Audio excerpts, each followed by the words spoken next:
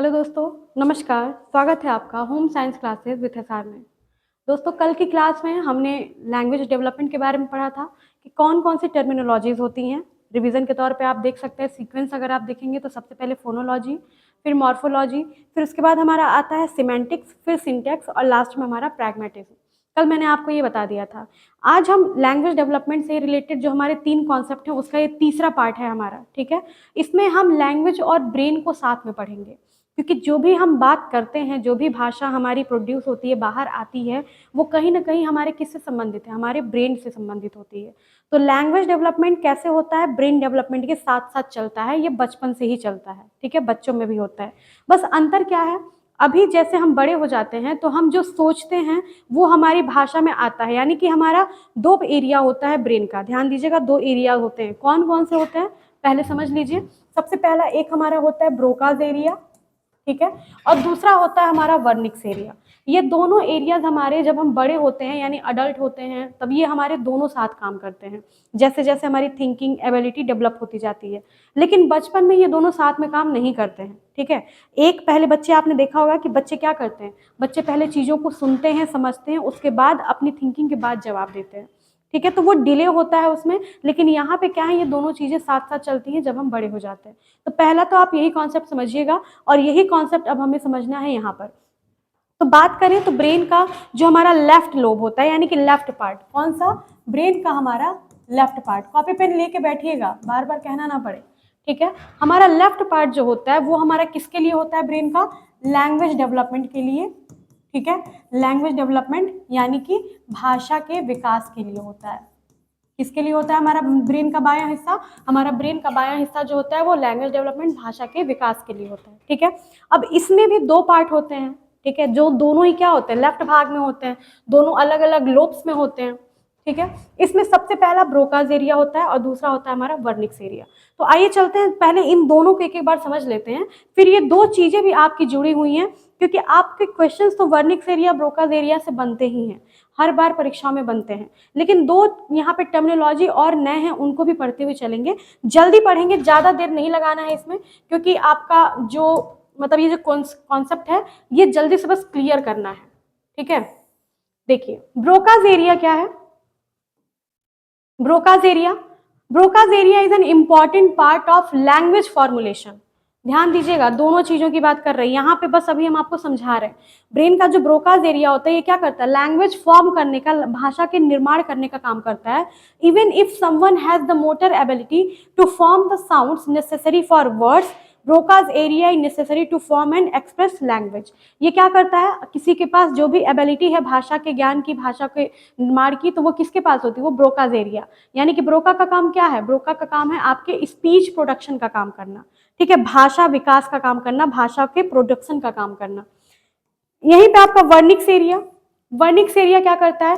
Wernicke's area work with the angular gyrus, insular cortex and basal ganglia, इन तीनों के साथ मिल करके काम करता है to process words and word sequences to determine context and meaning. ये क्या करता है वर्निक्स एरिया? ये वर्ड प्रोडक्शन करता है, ठीक है? एक तरफ वर्ड प्रोडक्शन है और एक तरफ आपका स्पीच प्रोडक्शन है, दोनों को ध्यान रखिएगा। अब इन दोनों में ही ब्रोकास और आपके जो वर्निक्स हैं, इन दोनों में अंतर जो है वो आप पढ़िए, ठीक है? अंतर के लिए हमें दूसरे जगह जाना होगा। कहाँ जाना होगा? हमें जाना होगा नोट पे, ठीक है? चलिए, यहाँ पे अब आप देखिए, दोनों में आपको अंतर बताते हैं, ब्रोकास और वर्निक्स एरिया। अंतर क्या है? बेसिकली दोनों को समझना जरूरी है, तो इसीलिए आपको एक ट्रिक भी बताएंगे, ध्यान दीजिएगा। ब्रोकास एरिया, राइटिंग पे मत जाइएगा, और ये क्या है हमारा? Wernicke's area. ये 2 एरिया होते हैं हमारे किससे संबंधित? लैंग्वेज डेवलपमेंट से संबंधित, ठीक है? ब्रोकास एरिया में क्या होता है कि ये भी क्या है? हमारे सेंट्रल नर्व के पास रहता है, यानी कि मोटर जो नर्व होती है हमारी ब्रेन के मध्य में स्थित होता है। कहाँ होता है? ब्रेन के मध्य में स्थित होता है। और ये जो होता है ये थोड़ा सा ब्रेन के साइड में स्थित होता है, यानी कि लगभग लगभग हमारे कान के पास होता है। ब्रोकास का काम क्या है? स्पीच प्रोडक्शन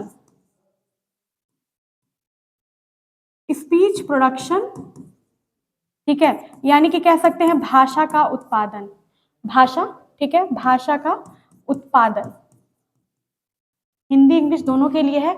और वर्निक्स एरिया क्या करता है, वर्निक्स एरिया जो है ये क्या करता है, word meaning, word and meaning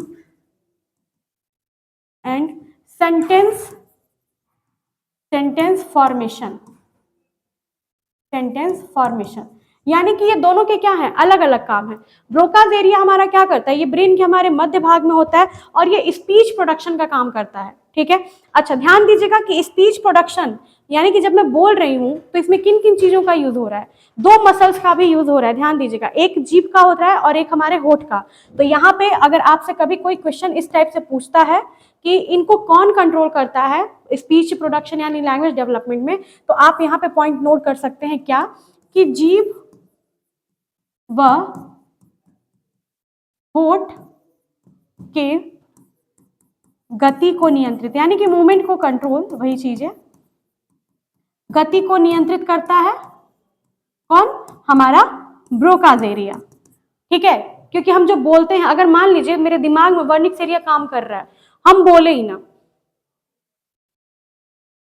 मतलब सोच रहे हैं लेकिन हम बोल ही कुछ नहीं रहे हैं, तो या क्या होगा, वो सिर्फ हमारे माइंड में ही रह जाएगा, हमारे दिमाग में ही रह जाएगा। हमें बात करने के लिए, बोलने के लिए, लोगों से कम्युनिकेट करने के लिए किसकी आवश्यकता होती है, भाषा की आवश्यकता होती है। और भाषा किसके द्वारा हमारी बाहर निकलती है, स्पीच प्रोडक्शन कैसे होता है, हमारा ब्रोकाज एरिया के द्वारा होता है, ठीक है। तो ये जीभ और होठ के हमारे मूवमेंट को कंट्रोल करने का काम करता है और स्पीच प्रोडक्शन करता है। साथ ही साथ ये क्या करता है, एक्सप्रेस करने में मदद करता है, एक्सप्रेस करने में, ठीक है, एक्सप्रेस करने में मदद करता है। किस चीज को एक्सप्रेस करने में, हमारे सोच को, हमारी बातों को, हमारे विचार को, जो हमने कहाँ सोची है, हमारे वर्निक्स एरिया ने जो हमारे दिमाग में किसी चीज को सुनने के बाद जो सोच बनाई हुई है उसको एक्सप्रेस करने में कौन मदद करता है, तो हमारा ब्रोकाज एरिया उसको मदद करने में हमारे मतलब ब्रोकाज एरिया एक्सप्रेस करने में मदद करता है, ठीक है। यहां पे क्या होता है, यहां पे अंडरस्टैंडिंग होती है,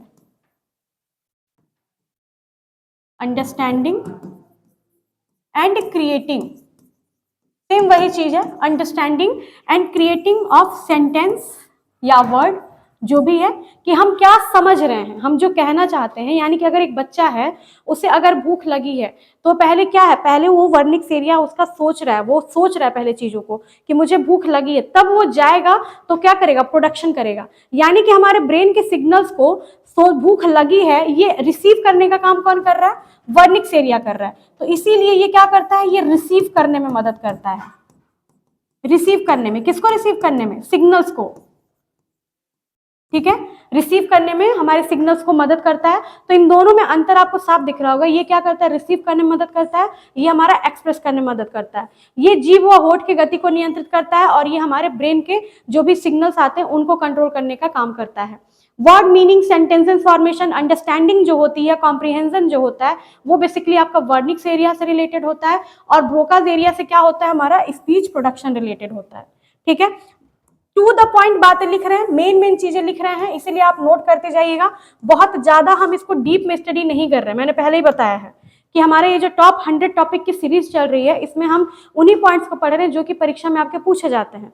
तो आप लास्ट टाइम पे अगर उसको बहुत डीप में पढ़ते जाएंगे तब तो आप एक दिन में एक कॉन्सेप्ट भी नहीं समझ पाएंगे, क्योंकि होम साइंस कहने में आसान है लेकिन पढ़ने में आसान नहीं है। ये उन बच्चों को पता है जो इसको पढ़ते हैं और अच्छे से पढ़ते हैं, ठीक है ना। तो इसीलिए हम रिवीजन के पर्पज से चीजों को कंटिन्यू कर रहे हैं। चलिए, अब इसी में क्या है, हम इसको क्या कहते हैं, जो ब्रोकाज एरिया होता है हमारा, ये क्या करता है, अंडरस्टैंडिंग की बात करता है, ठीक है। तो ये क्या कर रहा है, हमारा एक्सप्रेसिंग, एक्सप्रेस कर रहा है ना, एक्सप्रेस कर रहा है कि नहीं, तो इसको हम एक्सप्रेसिव लैंग्वेज भी कहते हैं।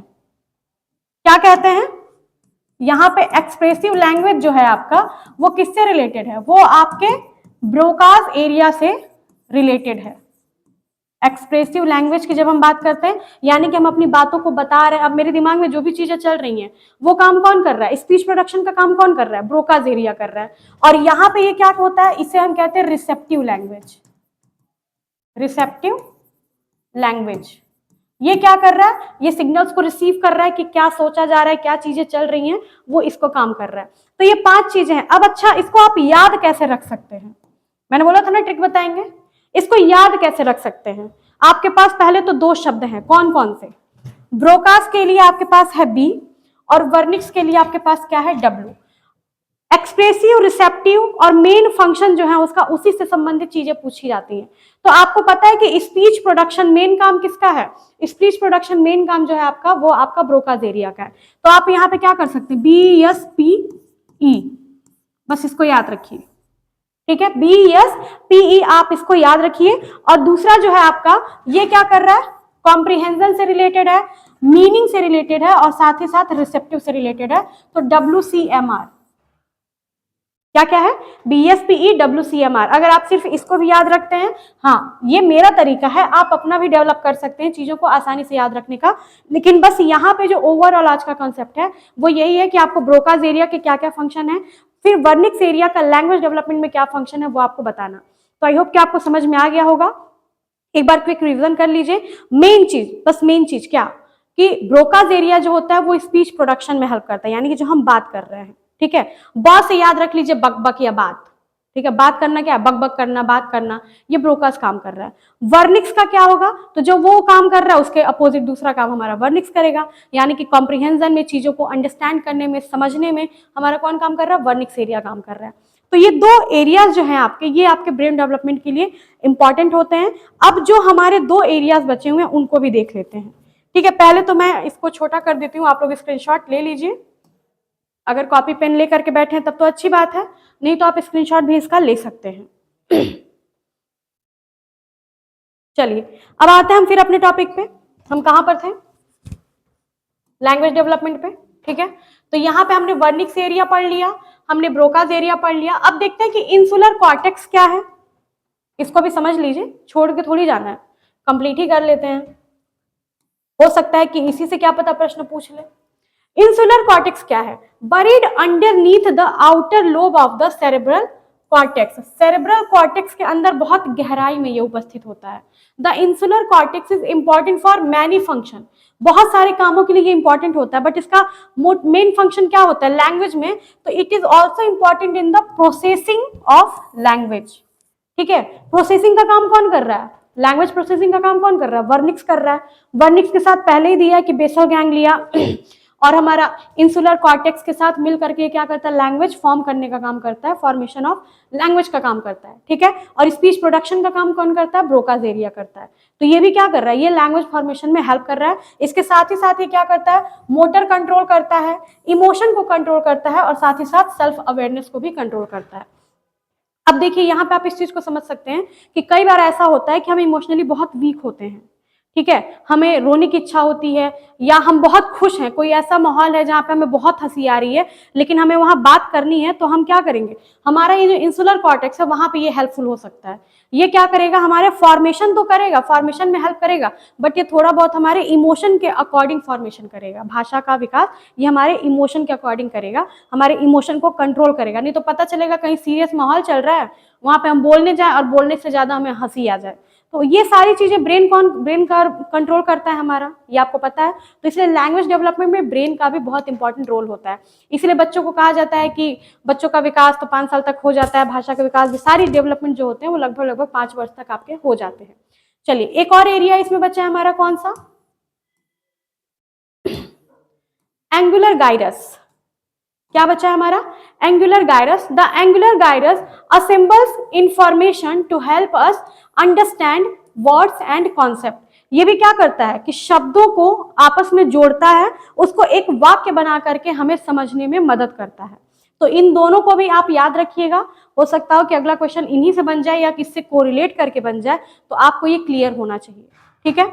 आई होप कि आज की क्लास आपको अच्छी लगी होगी तो लाइक शेयर और सब्सक्राइब कर दीजिएगा। जुड़े रहिए हमारे to the point top 100 concept series के साथ, जिसमें हम क्या कर रहे हैं? 100 डेज में आपको 100 कॉन्सेप्ट कराने की कोशिश कर रहे हैं, ठीक है? और शेयर करते जाइएगा, बिकॉज शेयरिंग इज केयरिंग, आपको पता है, ठीक है? मिलते हैं नेक्स्ट क्लास में। Thank you so much.